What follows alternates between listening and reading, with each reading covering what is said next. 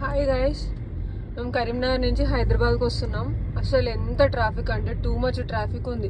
మా కార్ చూడండి, అసలు 10లో కూడా పోవట్లేదు. అసలు మొత్తం ఒక 1 అవర్ నుంచి మొత్తం ఇదే జరుగుతుంది. మనకి సిటీ సెంటర్లో సిగ్నల్ పడితే మనం బంపర్ టు బంపర్ ఎలా వెళ్తామో సేమ్ యాజ్ ఇట్ ఈజ్ ఉంది. ఇంతకుముందు సూర్యాపేట వరకు మనం హైదరాబాద్ టు సూర్యాపేట, విజయవాడ ఆ రూట్లో ఎలా ఉంటుంది ఫెస్టివల్ సీజన్లో, సేమ్ లైక్ ఇంత ట్రాఫిక్ అయితే నేను అటు కూడా చూడలేదు. ఇదే ఎక్కువ ఉంది అసలు.